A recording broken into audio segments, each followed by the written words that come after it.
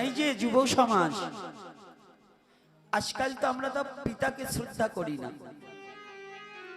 সনাতন ধর্মের মূল স্টপ হচ্ছে মা বাবাকে ভক্তি শ্রদ্ধা করা। যে নিজের মা বাবাকে ভক্তি করতে জানে না, সে গুরুদেবকে ভক্তি করতে জানে না। যে গুরুদেবকে ভক্তি করতে জানে না, সে কোনোদিন ভগবানকেও ভালোবাসতে জানে না। আপনার এখানে যদি কোনো নির্বাচিত সরকার যদি গঠন হয়, এমপি কিংবা মন্ত্রী আসলে কি সকলে দাঁড়িয়ে চেয়ার থেকে দাঁড়িয়ে সম্মান করে না? কিন্তু একটা জিনিস আমাদের সনাতনীরা শিখছে না, ভাগবত বক্তা কিংবা ভাগবত যখন আসরে আসবে সকলের দাঁড়াতে হবে। তাহলে ভাগবত হচ্ছে কি? ওই রকম হাজার হাজার এমপি মন্ত্রী মিনিস্টার সৃষ্টি যিনি করেছেন তার গুণকথা ভাগবত, অর্থাৎ ভগবান কৃষ্ণের কথা। তাহলে যেখানে ভাগবত সাক্ষাৎ থাকে সেখানে ভগবান সাক্ষাৎ থাকে। সেখানে আমরা একটু দাঁড়িয়ে সম্মাননা করতে জানলাম না, এটা কি আমাদের ব্যর্থতা নয়? একজন মন্ত্রী আজ আছে কাল থাকবে না, একজন এমপি আজ আছে কাল থাকবে না, আমি গোপীনাথ আজ আছি কাল থাকবো না, কিন্তু ভগবান অনন্তকাল থেকে যাবে। ভগবানে কোনো বিনাশ হবে না। আগে জানবো পরে মানবো, যদি না জানা থাকে তাহলে মানবো কি? শাস্ত্রে কি আর মিথ্যা শিখায়? সকল শান্তির মূল শয়তান যাদের চাপলো ঘাড়ে, গাইল তারা ভুল। সনাতন ধর্মের শাস্ত্রে কখনো মিথ্যা কথা বলা নেই।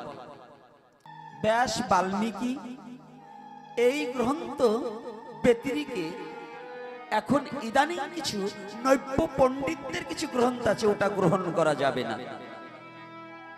কিন্তু ব্যাসদেবের যত গ্রন্থ আছে তার মধ্যে মিথ্যা কিছু নেই, হয়তো আমাদেরকে ভুল বুঝানো কিছু হয়।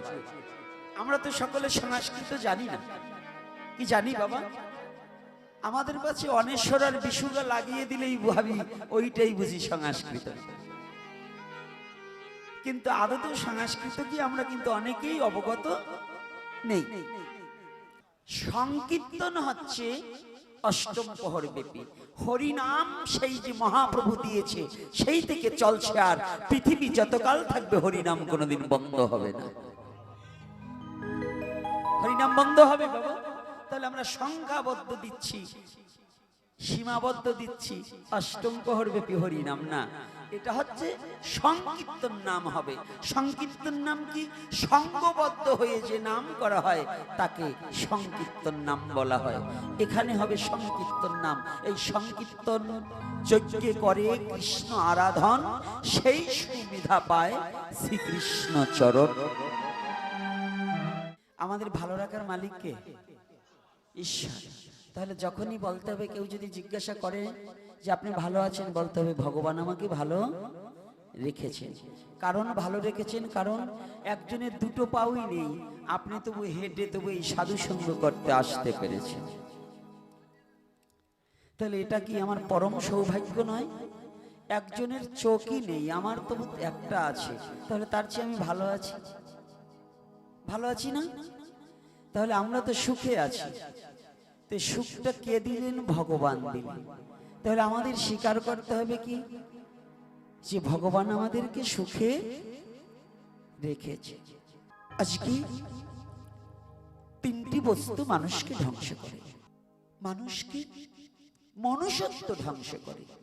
হাত পা নিয়ে জন্মগ্রহণ করলে তাকে মানুষ বলা যায়। কোন কোন খোলসটা মানুষের মতো, কিন্তু আচরণটা পশুর মতো, আছে কি না? আছে না? উপরে ফিটফাট, ওদিকে সদরঘাট। কারণ দেখতে খুব ভদ্রলোক, কিন্তু ওর মধ্যে জানোয়ারের, মানুষের খোলসের মধ্যে যে জানোয়ার লুকিয়ে আছে, এটা কিন্তু অনেকেই জানে না। তাই সনাতন ধর্মে বললে ভগবান সব সইতে পারে। ভগবানের এক নাম মধুসূদন।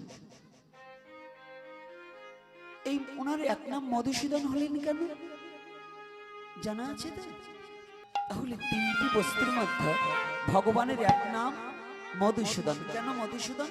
ওনার নামটা হচ্ছে দর্পহারী মধুসূদন। যিনি দর্প করে, এই দর্পটাকে চূর্ণ করবার জন্যই ভগবান মধুসূদন নাম হয়ে বিশ্ব জগতে প্রকাশ পেয়েছে। দর্প কি? অহংকার, গর্ব। এই বাড়ি আমার, গাড়ি আমার। আজকে যদি প্রাণ পাখি যে বাতাসটাকে দেখিনি, সেই বাতাসটা চলে গেলে এই ঘরে আর তারা রাখবে নাকি? রাখবে বাবা? হ্যাঁ, কেন? এত আদরের স্ত্রী দুদিন বুকে জড়িয়ে ধরে থাকবে না? এত আদরের ছেলে দুদিন রাখবে না? রাখবে না। কেন রাখবে না? এবার যাকে কোনোদিন দেখিনি সে চলে গেছে, যাকে নিয়ে তো মাখামাখি করেছি সে তো পড়ে আছে, তথাপিও রাখবে না।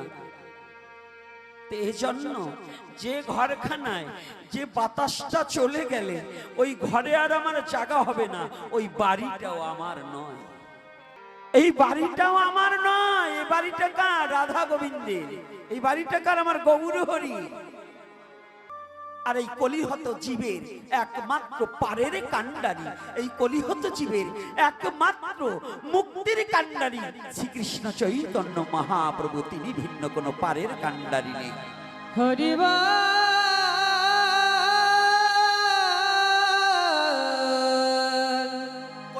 জন্মগ্রহণ করে, কলির যুগে জন্মগ্রহণ করে মহাপ্রভুকে বাদ দিয়ে যারা ভজন করবে তাদের কোনো মুক্তি হবে না, না, না। কষ্ট হচ্ছে আমার কথাটা? একটু যন্ত্রণা হচ্ছে? আর হতেই পারে, নিম পাতা তিতা বটে, কিন্তু খেলে রোগ সারে। খেলে রোগ সারবে না, কিন্তু চিবাবাতে গেলে একটু তিতো লাগে। তদ্রূপ সত্য কথাটা একটু কর্কশ লাগবে, কিন্তু যদি হজম করতে পারেন তাহলে কিন্তু জীবনে কাজে লাগবে। তাহলে ভগবান দর্পহারী মধুসূদন এই বিশ্ব জগতের সমস্ত দর্পকে চূর্ণ করার জন্য ভগবানে এসেছে, আর ভক্তকে ভালোবেসে বুকে টেনে নেওয়ার জন্য ভগবান এসেছে। ভগবান একটা কারণে আসেন, তার ভক্তকে বুকে টেনে নেওয়ার জন্য, আর ওই দাম্ভিক ব্যক্তিকে ধুলার সাথে মিশিয়ে দেওয়ার জন্য।